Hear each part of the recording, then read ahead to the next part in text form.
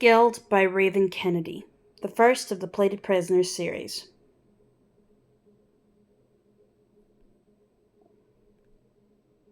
The ones who try but can't see the stars, keep looking up. Chapter 1. I lift the gold goblet to my lips as I watch the show of naked flesh through the space between my bars. The lighting is low, deliberate, just a crackle of flame over promiscuous shapes that move in warm tandem. 7 bodies working all to one soul release while I'm here apart like a spectator for a sport. The king called me in here a couple of hours ago when he started getting hot and heavy with his revolving harem of concubines, also known as his royal saddles. He decided to have his pleasure in the atrium tonight, probably because of the acoustics in here. To his credit, the moans really do echo nicely. Yes, my king! Yes, yes! The skin around my eyes tightens, and I quickly gulp more wine down and force myself to look away and take in the night sky instead. The atrium is huge, and all of the walls and the dome ceiling are made entirely of glass windows, so it's the best view in the palace. That is, when it stops snowing long enough to see anything. Right now, there's a snowstorm like usual. White flakes fall from the sky, a promise to cover the panes by morning. But for now, I can see a faint hint of a single star high above, peeking out from between the opposite clouds and looming white. Always, the puffy, frozen vapor stands sentinel over the sky like a miser, stealing the view from me and hoarding it to itself, but I have a glimpse and I'm thankful for that. I'm wondering... I wonder if at one point past monarchs from forgotten times built this atrium so they could chart the stars and decipher the stories that the gods left for us in the sky. But the nature thwarted them with century clouds mocking their effort and blocking truths from us, or perhaps the long-dead royals just built us from to see the glass frosted over and blizzards whipping around while they could stand here untouched by the vast white cold. Orion royals are arrogant enough to do something like that. Case in point, my eyes flicker over to the king, who's currently balls deep in his saddle while the others flaunt and play for his pleasure. Maybe I'm wrong, though. Maybe this space wasn't built for the purpose of us looking up, but for the gods to look down. Maybe those old royals brought their saddles up here, too, as a visual offering for the heavens to enjoy the debauchery. Based on some of the stories I've read, the gods are a horny bunch, so I honestly wouldn't put it past them. I don't judge them. The royal saddles are very talented. Despite the fact that I'm being forced to watch and listen to the lewd acts right now, and despite the fact that the top of the dome is usually blocked with snow, I still like coming in here. It's the closest I ever get to being outside or feeling the wind on my face or having my lungs expand with fresh air. Bright side? At least I never have to worry about my skin getting chapped from the wind or shivering from the snow. The snowstorm does look cold after all. I try to keep a positive outlook on life, even if I am in my own person-sized birdcage. A pretty jail for a pretty relic. Oh, divine! One of the saddles, Risa, I think, cries out in bliss, pulling me from my thoughts. She has a husky voice and blonde hair, beauty effortlessly held on her face. I redirect my gaze to the scene in front of me and able to help myself. There are 6 saddles doing their best to impress. 6 is the king's lucky number, since he is the ruler of the 6th kingdom of Aurea. He's a bit obsessive about it, really. At any given time, I see the numbers surrounding him, like the 6 buttons on every shirt that his tailors made for him, or the 6 sprites for his gold crown, the 6 saddles he's fucking tonight.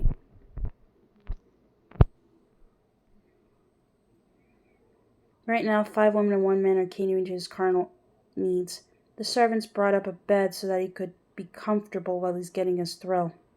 It seems like a big hassle for them to take apart the enormous bed, walk up 3 flights of stairs, and then put it back together again, only to have to remove it again later. But what do I know? I'm just the king's favorite saddle. I wrinkle my nose at that term. I prefer it when people call me the king's favored. It has a much nicer ring to it, though it still means the same thing. I'm his. I kick my feet up on the bars in front of my cage, settling back on the cushions beneath me. I watch the king's ass flex as he plunges in and out of one of the girls beneath him, while 2 more women kneel on the bed on both sides of him so he has full access to their bare breasts, which he's currently kneading, 2-handed. The king is a breastman. I look down at my own chest, which is currently wrapped in gold silk. It looks more like a toga than a dress, the strip of fabric clasped together at each shoulder and then cascading down, belted with gold loops at the waist. Gold is all I wear or touch or see. Every single plant in this atrium that used to be fertile green is now lifeless and metallic. The entire room, other than the clear glass of the windows, is gold, just like the golden bedding the king is fucking on right now. Gold flakes peppered into the wood grain of the bed frame. The gold marble of the floor, darker veins burnished into it like frozen salty streams. Gold doorknobs, gleaming vines creeping up gilded walls, metallic columns holding up all the wealth as they reach for the archways. Gold is a big theme here in King Midas's Highbell Castle. Gold floors, gold window frames, rugs, paintings, tapestries, cushions, clothing, dishes, knight's armor. Hell, even the pet bird is frozen in lifeless shine. As far as the eye can see, everything is gold, gold, gold, including the entire infrastructure of the palace itself, every stone and rung and pillar. Oh, the exterior of the castle must be glaring when the sun hits it. Luckily for everyone who lives outside of the palace, I don't think the sun has actually ever come out to shine on it. If it's not snowing, it's sleeting, and if it's not doing either, there's usually a blizzard on the way.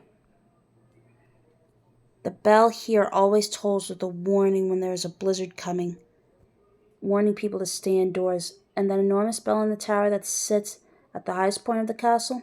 Yep, that's solid gold too. And damn is it loud. I hate it. Its peals are noisier than a hailstorm in a glass ceiling. But with a name like Highbell Castle, I guess not having an annoying bell would be blasphemy. I've heard that people can hear it ringing for miles and miles away, so with the loud bell and the dazzling gold, Highbell Castle is a big garish from its spot perched on the side of this snow-covered rocky mountain.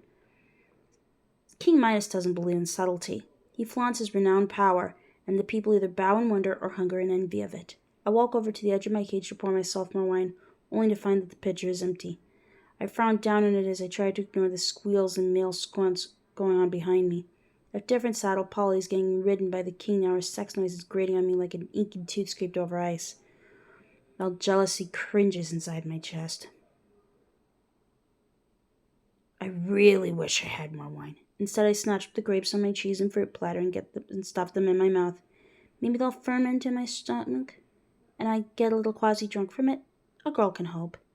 Stuffing in another mouthful for good luck, I walk back to the corner and settle down on the plush gold pillows on the floor. With one ankle crossed over the other, I watch the writhing bodies as they put on their lovely performance for the king. 3 of the saddles are new, so I don't know their names yet.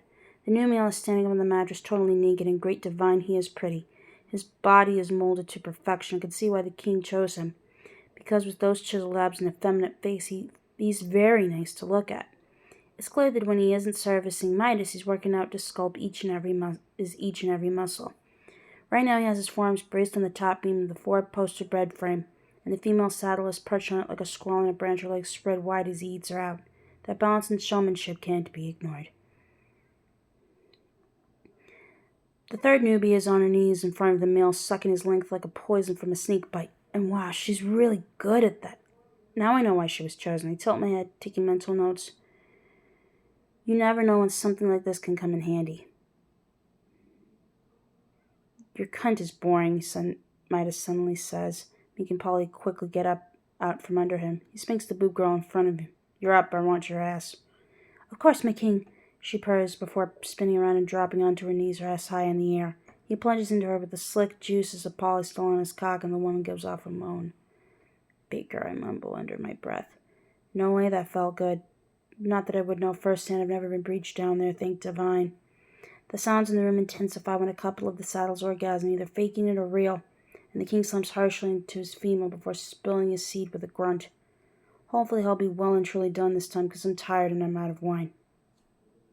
No sooner does this woman collapse beneath him than he smacks her on the ass again, this time a dismissal.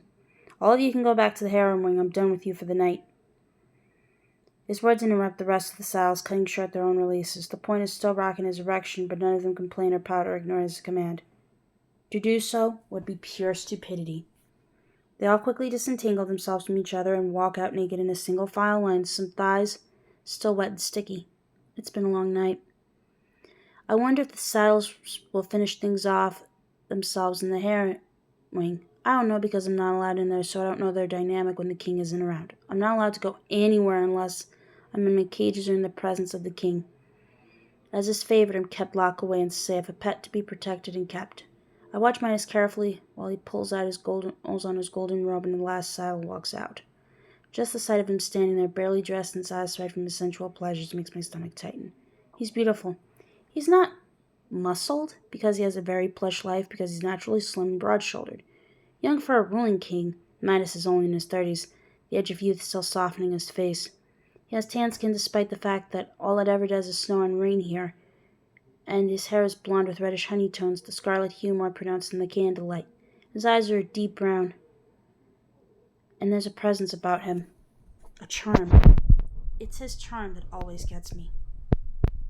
My gaze travels further down, over a tapered waist and the outline of his softening length that I could still see beneath the silky fabric. Getting an eyeful, Oren? At the sound of my name, I jerk my attention away from his crotch and up to his smirking face. My cheeks go warm, though I play off my embarrassment. Well, it is a nice view. I tell him with a lift of my shoulder and a right curve to my lips. He chuckles and then begins strutting over to the bars of my cage at the back of the atrium. I love when he smiles. It gives me the crawling caterpillars in my stomach, not butterflies. I'm jealous of those free-flying bitches.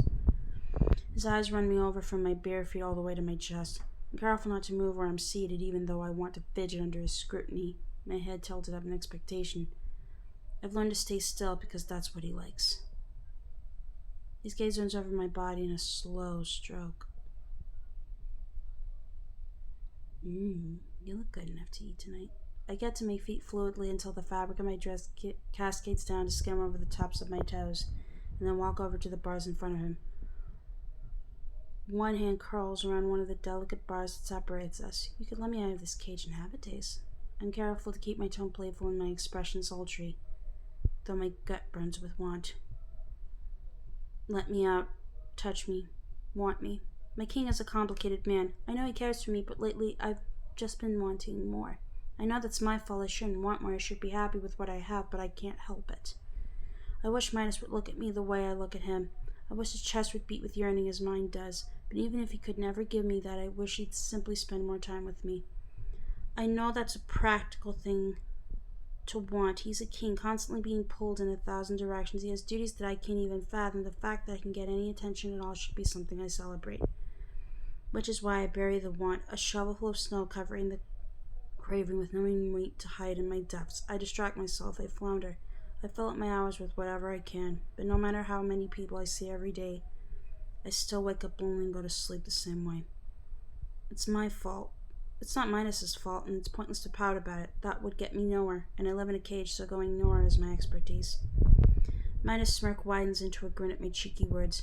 He's playful tonight. A mood I don't often get to see, but love when I do. It reminds me of how we were when we first became friends, when I was just a lost girl and he swept in to show me a different life. The way he smiled at me reminded me how to curve my own lips.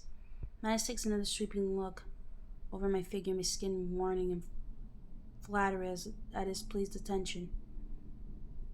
I'm shaped like an hourglass with a generous chest, hips, and butt, yet that's not what people notice when they first look at me. I'm not even sure he notices it either. When people look at me, it's not to appreciate the carve of my shape or to decipher the thoughts in my eyes. No, they're only preoccupied by one thing, and that's the luster of my skin because it's gold. Not golden, not tan, not painted or dipped or dyed. My skin is real shimmery, satiny, gilded gold. I look just like everything else in this palace. Even my hair and irises glimmer with a metallic sheen. I'm a walking gold statue, everywhere except for my gleaming white teeth, the whites of my eyes, and my cheeky pink tongue.